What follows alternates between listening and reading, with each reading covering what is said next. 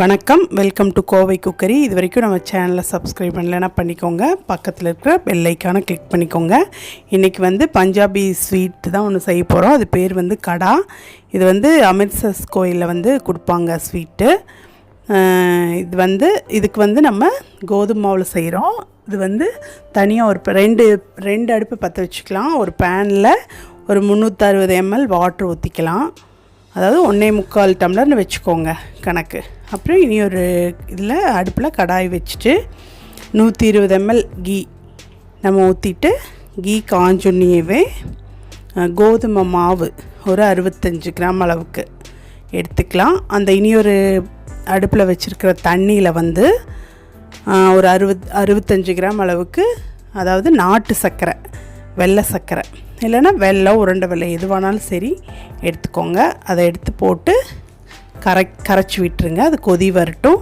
இப்போ இது கீ காஞ்சொன்னியவே நம்ம எடுத்து வச்சுருக்கிற மாவு, கோதுமை மாவு, அதாவது 65 கிராம் அளவுக்கு எடுத்து வச்சுருக்குறோம். அந்த கோதுமை மாவை அந்த கீயில் போட்டு நல்லா மிக்ஸ் பண்ணலாம். அதாவது வறுக்கிற மாதிரின்னு வச்சுக்கோங்க. இப்போ நம்ம இத்தனை கீ ஊற்றுனது நம்ம வறுக்க அதில் இருக்கிற கீ பிரிஞ்சு வரும். அந்த அளவுக்கு நம்ம வறுத்துக்கணும். இனி ஒரு அடுப்பில் வச்சுருந்த அந்த வெள்ளை சர்க்கரையும் தண்ணியும் கொதி வந்துருச்சு. இதுக்கெல்லாம் பதமெல்லாம் வரும்னு அவசியம் கிடையாது.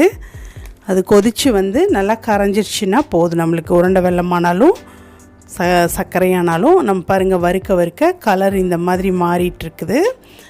எண்ணெயும், அதாவது கீயும் வெளியே வர ஆரம்பிச்சிருச்சு. எண்ணெயில் கீயும் வெளியில் வர ஆரம்பிச்சிச்சு. இந்த மாதிரி பதத்துக்கு வந்துடணும். புருடெல்லாம் தட்டாது. இந்த பதம் வந்தோடனேவே நம்ம இனி ஒரு அடுப்பில் வச்சுருந்த அந்த வெள்ளை பாகுக்கும் பதமெல்லாம் தேவை கிடையாது. அது கரைஞ்சி வந்தால் போதும். இந்த அளவுக்கு மாவு பதம் வந்தோடனேவே அந்த கொதித்த வெள்ளைப்பாகு நம்ம எடுத்து உள்ளே ஊற்றி புருடு வராமல் நல்லா கலக்கி விட வேண்டியது தான். இதுக்கு வேறு எதுவுமே நம்ம சேர்த்த போகிறது கிடையாது. இது மட்டும்தான். இது நல்லாவே இருக்கும் இந்த டிஷ்ஷு. அல்வா மாதிரின்றது அல்வான்னு சொல்ல முடியாது. இது வேறு மாதிரி இருக்கும். நம்ம வேறு எதுவுமே, இது ரெண்டே பொருள். அப்புறம் நம்ம அலங்காரம் பண்ணுறதுக்கு மட்டும் முந்திரி பருப்பு சேர்த்துவோம். கொஞ்சம் ட்ரையாக இருக்கும். அல்வா வளவளன்னு வரும். இது அந்த மாதிரி இல்லாமல் இந்த மாதிரி ஒட்டாமல் வரும். நல்லா இது மாதிரி கலந்து விட்டுட்டே இருங்க. நல்லா ஃபில்லிங்காக இருக்கும். அளவாக சாப்பிட்டா போதும். ரொம்ப டேஸ்டியாக இருக்கும். நல்லா ரிச்சாக இருக்கும். இப்போ கடைசியாக இந்த மாதிரி பதம் வரும்போது சும்மா அளவாக ஒரு ஸ்பூன் அளவுக்கு நெய்யை ஊற்றி கிளறிட வேண்டியது தான். அவ்வளோதான். டக்குன்னு ஏதாவது ஒரு கெஸ்ட் வராங்க வீட்டுக்கு, அதாவது ஹெல்த்தியான டிஷ் குழந்தைங்களுக்கு கொடுக்கணும், நல்லா சத்தாகவும் இருக்கணும், நல்லா ரிச்சாகவும் இருக்கணும்னு நம்ம நினச்சோன்னா இந்த மாதிரி டக்குன்னு செஞ்சிடலாம். நல்லா டேஸ்டியாக இருக்கும், நல்லா ரிச்சாக இருக்கும்.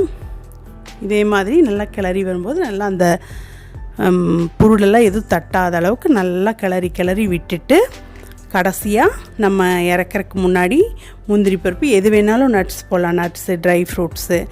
அவங்க கொடுக்கறது வெறும் நட்ஸ் மட்டும் தான் போட்டு கொடுப்பாங்க. நம்மளுக்கு வேணும்னு சொன்னால் வெள்ளரி விதை இந்த மாதிரி எல்லாம் போட்டு கலந்து குழந்தைங்களுக்கு கொடுக்கலாம். நல்லா ஹெல்த்தியான டிஷ்ஷும் கூட. நாட்டு சர்க்கரை போடுறதுனால ரொம்ப நல்லாவும் இருக்கும். நீங்கள் செஞ்சு பார்த்துட்டு உங்களோட கமெண்ட்ஸ் அனுப்புங்க. ஏதாவது டிஷ் வேணுன்னாலும் அது செஞ்சு காமிக்க சொல்லி எனக்கு கமெண்ட் பண்ணுங்கள். நன்றி, வணக்கம்.